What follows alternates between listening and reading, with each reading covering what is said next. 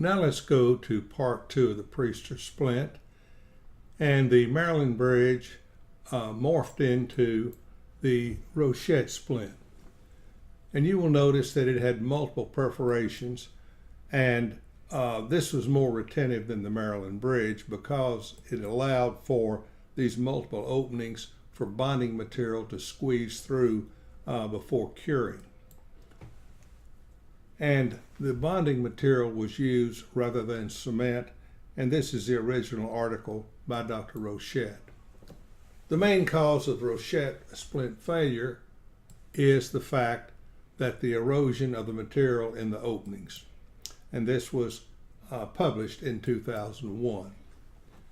From attempting to repair a Rochette splint came the idea of the Priester splint. Here we see which was a complete Rochette splint, and on the central and on the canine it came the tooth separated from the splint. So what Dr. Priester did, he went in and cut the metal out, created a broad area that you noted here, put a bevel, an external bevel on this that we will discuss, and rebonded it, and it ended up being in place for many years, as you will see. Let's look at the long-term results on this case on this 30-year-old female in 1975, and you can see the amount of bone loss. You can imagine how mobile these teeth were. And then we see her in 2009, many years later, and we can see on the central incisor where the Priester splint was first prepared by removing the holes and creating a broader area, especially with an outward bevel on that, which we will emphasize over and over and over. The Priester splint, it's an open face rather than a solid plate. Number 2, the outward bevel is the key to retention. Let me repeat that. The outward bevel is the key to retention. It's an alternative to mandibular implants or a fixed bridge and a removable partial denture. And in this economic environment, there are many patients that cannot afford implants, and especially older patients, and this offers a wonderful alternative. It's very aesthetic, it's easy to repair, and we will discuss that later. And in the event that a tooth becomes periapically involved, performing endodontics on that tooth is quite simple.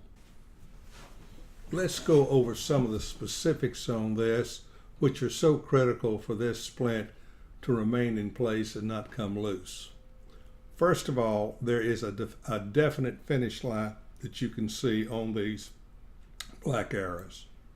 So the bonding material is not only on the tooth, but it flows over that bevel. So the red represents the bonded material that is over the bevel. You would like for the bevel to be 2 millimeters ideally in length, and the area between the finish line and the bevel should be very roughened and unpolished, and beyond the finish line, that part of the splint is highly polished.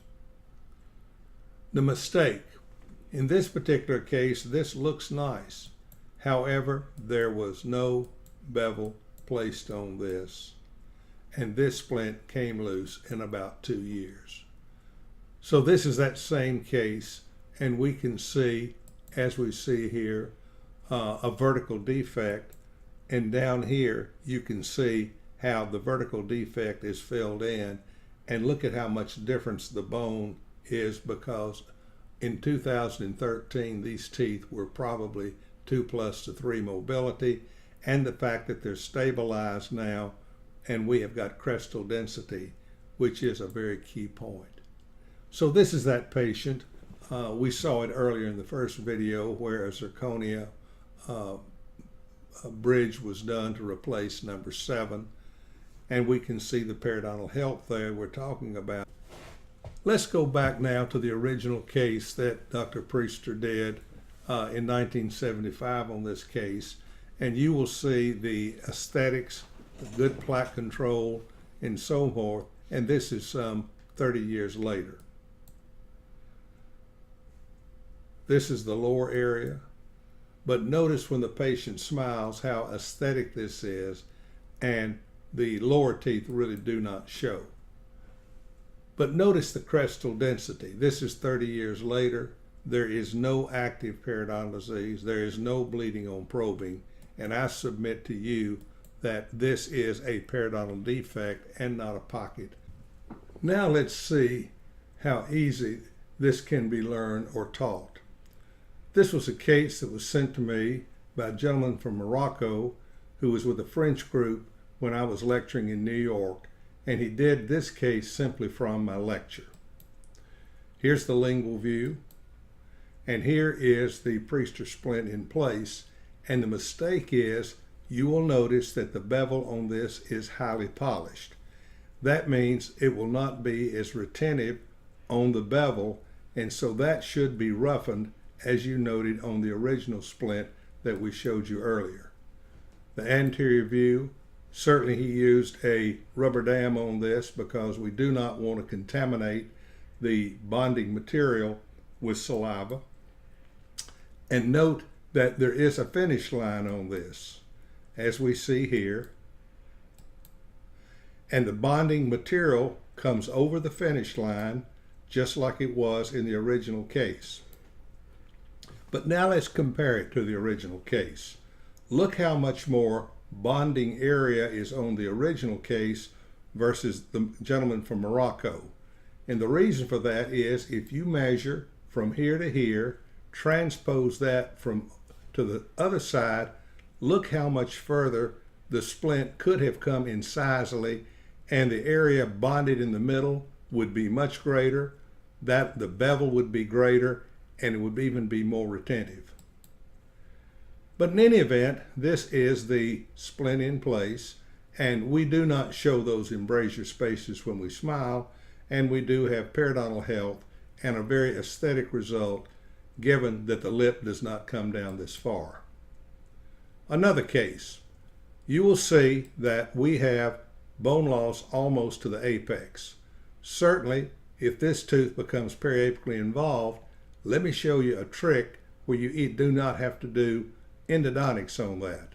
You simply lay a mini flap on the facial and do a slight apicoectomy so that this will heal above the tissue and no root canal would be necessary.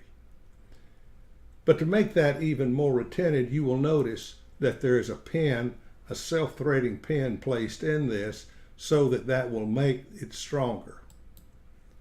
And this is a 42-year-old post-op, and you will notice the lateral incisor to your right has been amputated, and notice the periodontal health and certainly a reasonable, very aesthetic, very inexpensive result that has held up for many, many years.